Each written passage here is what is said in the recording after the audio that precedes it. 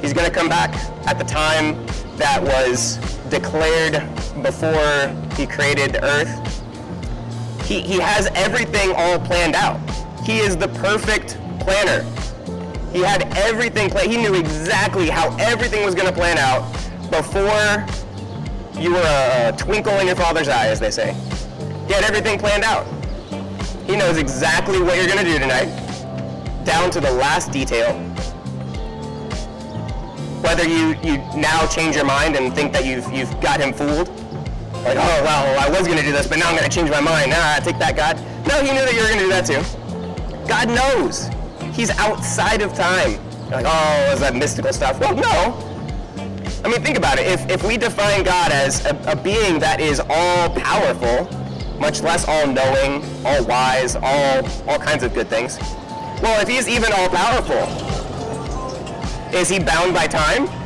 Because if he is, then maybe time is God. Well, time's not God. Or what about numbers, right? Numbers, logic, mathematical constants. No, God made those too. He didn't just make everything that we see and can interact with. No, he made everything else too. He made everything. So that's going to include all the properties of the universe that allow for life to even exist at all.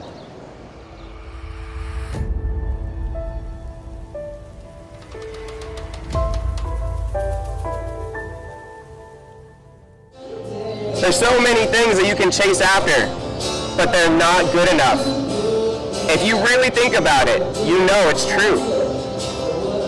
You can do all the fun things that there are to do out there. Solomon did. Solomon had and did everything that you can possibly do. He had more money than you know what to do with. But it's not enough. It never is. There was once a famous billionaire who was asked the question, how much money is enough money? Billionaire. This guy had loads of money, billions and billions. You can't even put your hands around that much cash. They said, how much money is enough money? And he said, $1 more. $1 more. Because it's never enough. If you chase after the money, it's not enough.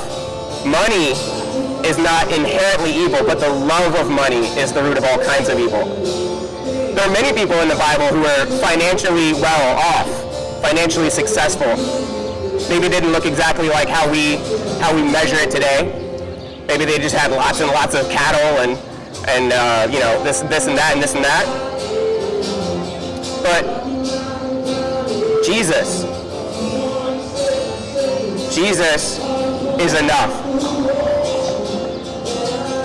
He's the only person who will be able to save you from your sin. The God of the Islamic God, right? Muhammad is his prophet. Allah. That's not God. That's a false God. He might as well be, the Mighty Ducks or Spaghetti Monster. Maybe you guys know about the flying spaghetti monster, right? The fake God that's meant as a laugh, like haha, this is basically the same God that everybody believes in. No, far from it. Allah cannot save you.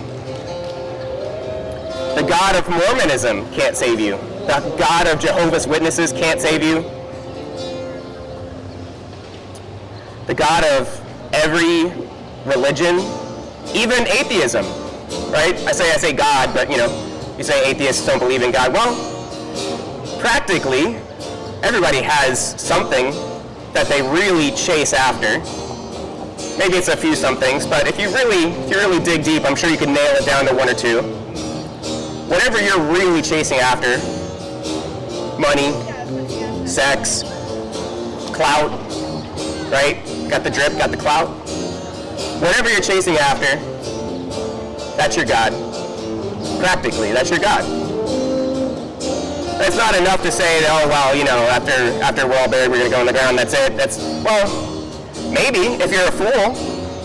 Because by definition, someone who doesn't have a God at all is a fool. The fool says in his heart, there is no God. I I think you guys are smart. I think you guys know there's a God.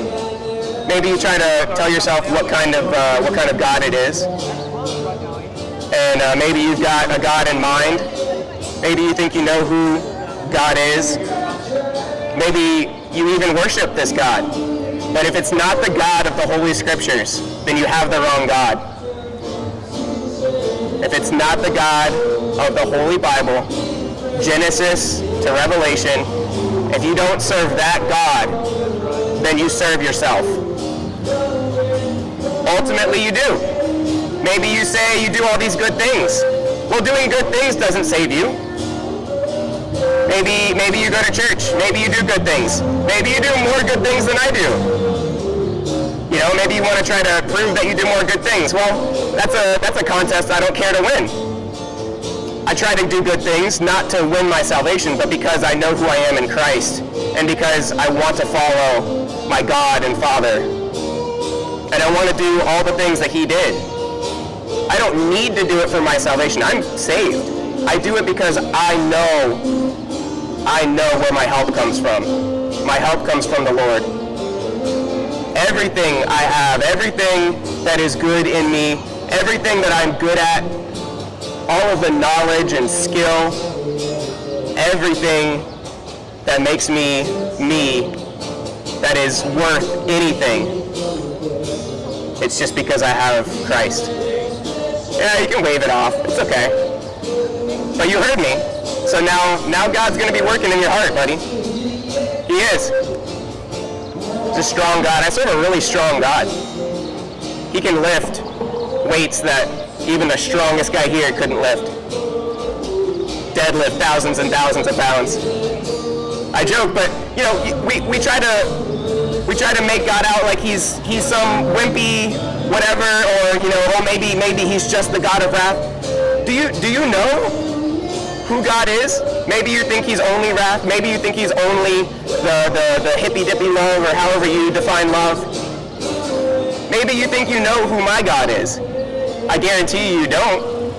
Because I guarantee you, if you think you know who my God is, but you're out here, then you haven't read the Bible. Not really.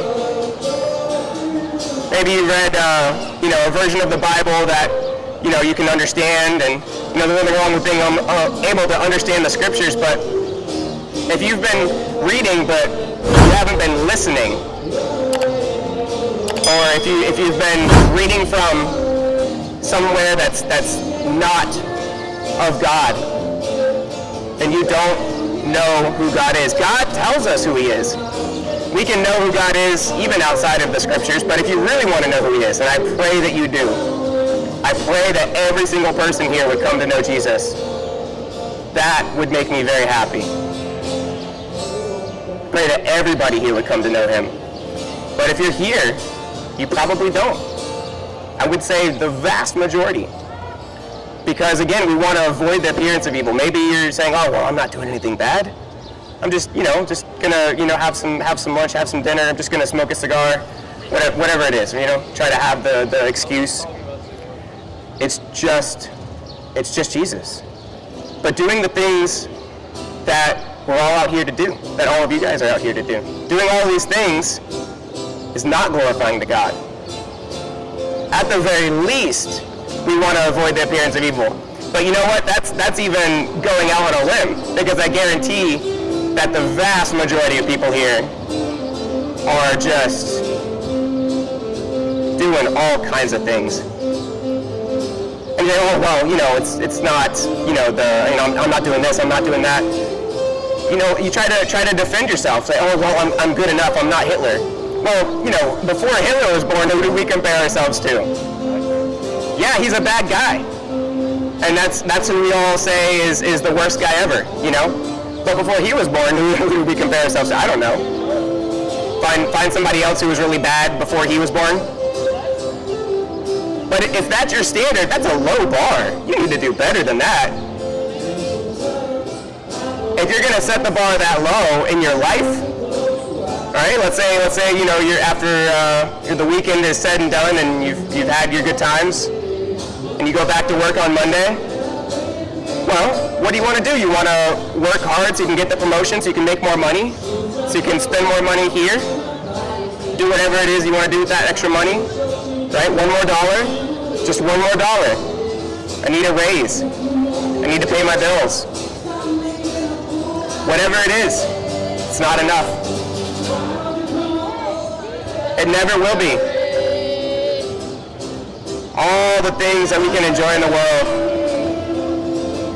they're good things that God created. Music is not inherently evil. But when we sing along with songs that celebrate the world and celebrate doing things that are wrong, that's wrong. I sing songs. I sing praise to God. Talk about how good God is, wanting to be more like Him. Sing songs about that kind of stuff. Love it. That's great. Music is created, all good things come from God.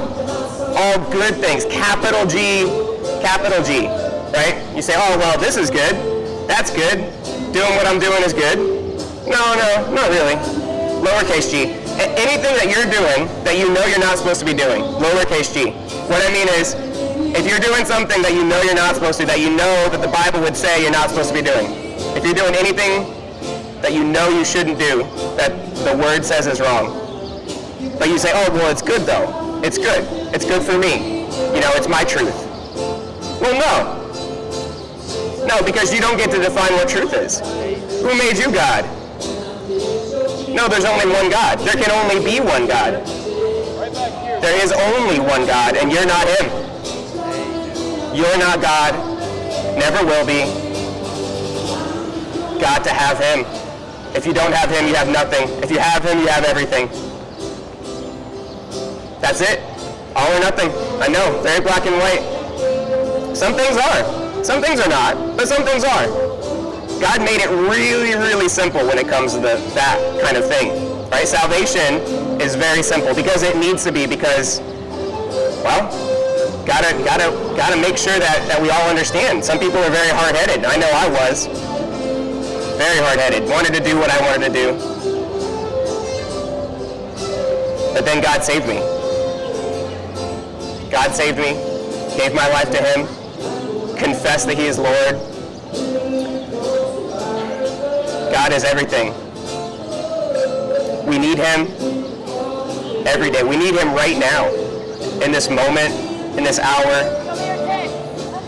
Every moment of every day, every breath you take, we need it. We need God. When we breathe in, we need to read and pray and do the things of God like taking a breath after you've held it. You ever done that? Try to breathe out and let all of your breath out and then hold it. You ever tried that?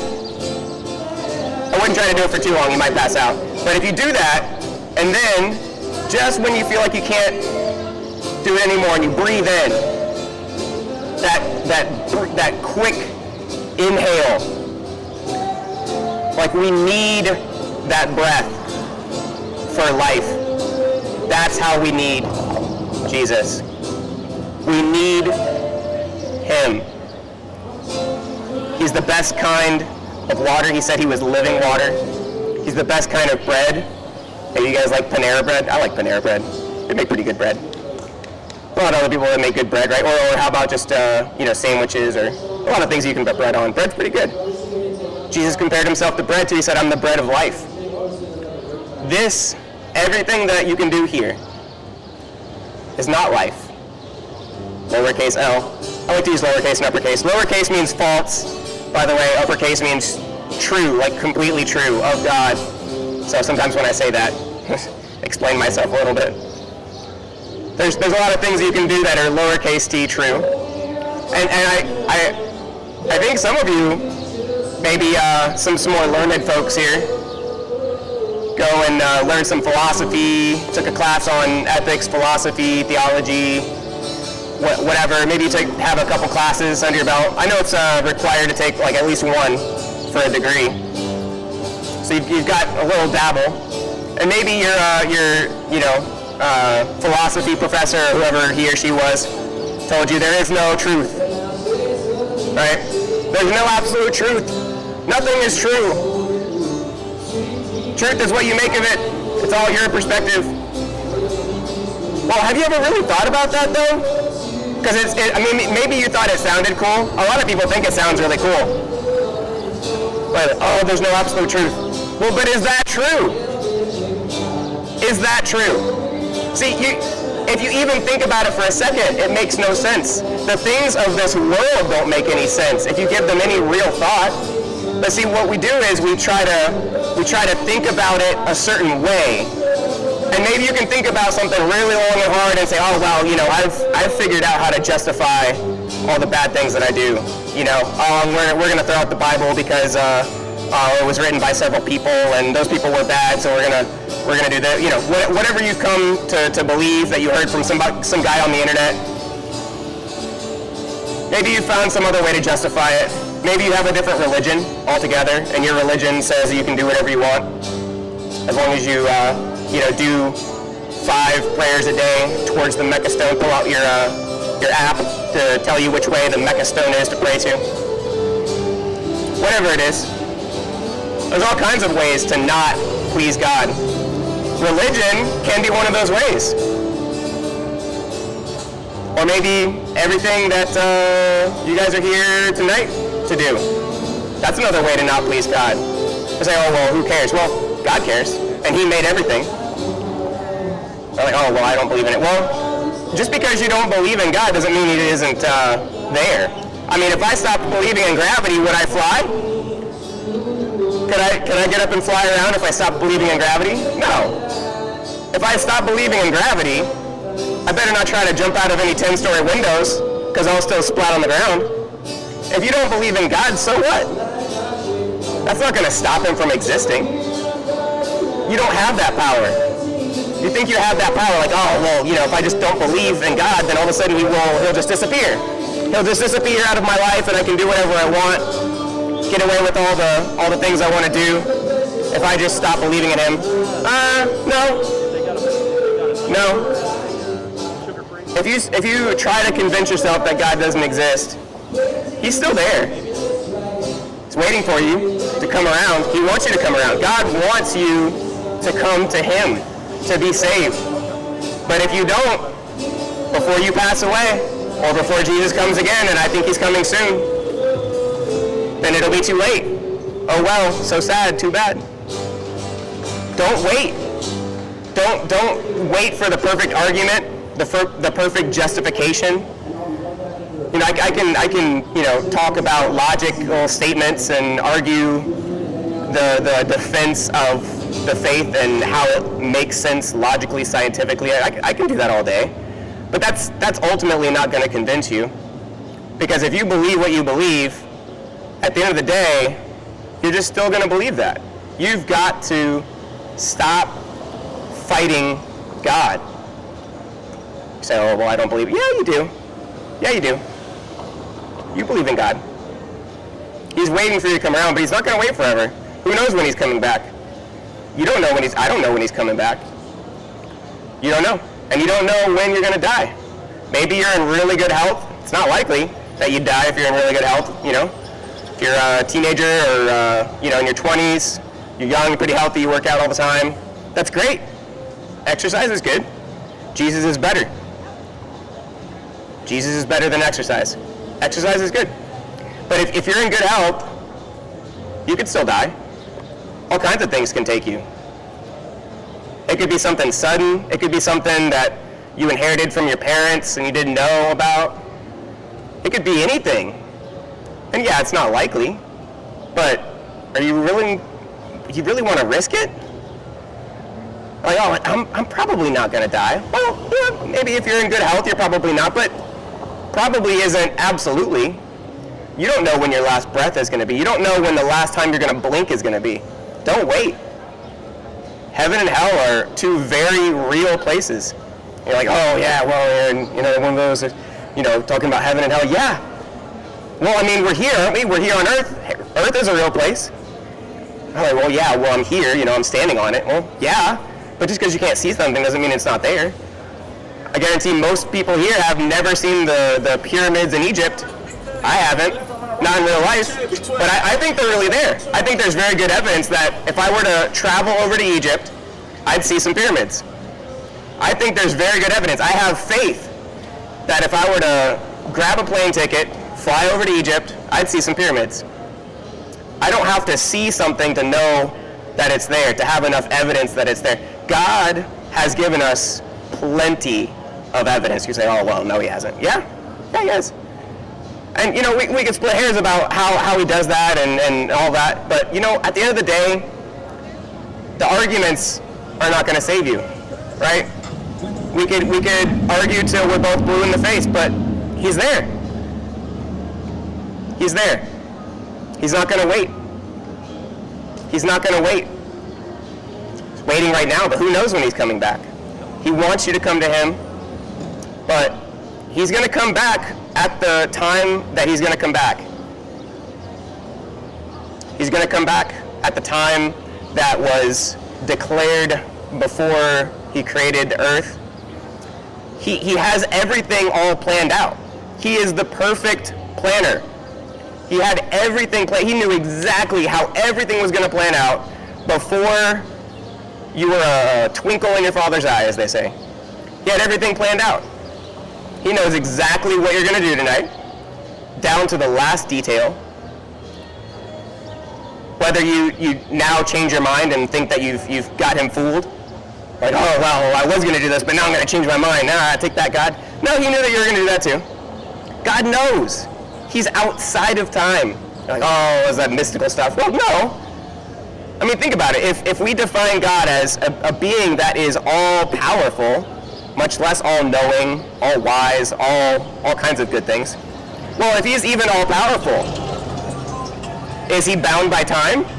Because if he is, then maybe time is God. Well, time's not God.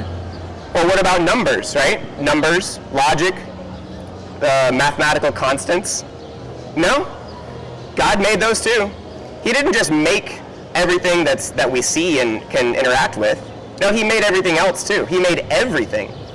So that's going to include all the properties of the universe that allow for life to even exist at all. God made everything material and immaterial. God is outside of time. He's outside of space. He's outside of everything. He created before there was anything material or immaterial. God is very, very big. It is hard. It's hard, I know, to wrap your mind around who God. You don't have to know exactly who he is. You just need to know what he told us about himself in the Word. He told us a little bit about himself. We can't know exactly who he is because he's God. He's infinite. Even if you had all eternity to study him and try to figure out everything and sat at his feet and let him teach you for the rest of all time, even if you did that, you would never know the half of who he is. Not in all of his infiniteness. See, that's the God that I serve. That's the God that I serve. And he told us who he is. Jesus. It's God the Father, God the Son, God the Holy Ghost, Holy Spirit. You say, oh, well, you have three gods. No, it's a little bit, complicated depending on who's explaining it. But no, there's one God. One God. And we need him. We don't need to split hairs right now over exactly how you would maybe, describe my God versus how I would describe my God. Let's just talk about God, the God of the Scriptures, the God of the Holy Bible, who he is, and then what he said. He said we must be saved. Saved from what? I don't need saved. I don't need to be saved. I'm good. No, you're not. Stop setting the bar so low. You're better than that, right? Don't set the bar low. Or maybe that's where you choose to put the bar, but even if you decide you need to put the bar there, or maybe that's why you think everything's okay that you do, but you don't get to decide where the bar goes either. God placed the bar. You can try to decide that the bar is somewhere else where it's really not. If you set the bar at Oh, well, I'm better than Hitler, so I'm good. I'm a good person, Well, don't set the bar so low, even if you set the bar pretty high, or what you think is high. No. God set the bar. He said you must become like me.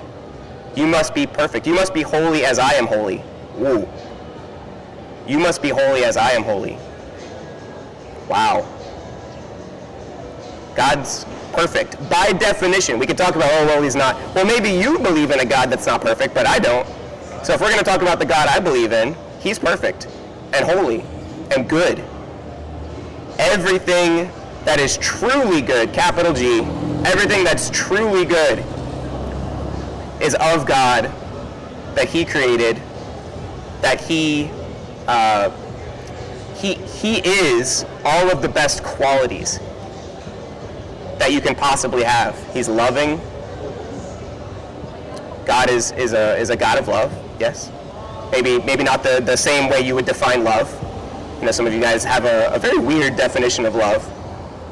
It's hard to define what love really is because, God, I think that's one of his main descriptors. God is a God of love. And because God is so closely tied with that word, I think it's a hard word to really define well. So it's okay. It's okay if you can't define it really well. I don't think I have a perfect definition yet. But I know God is love. I know love is of God. Our God is a God of love. He wants everyone to come to him. He wants you to come to him. He wants everyone to be saved.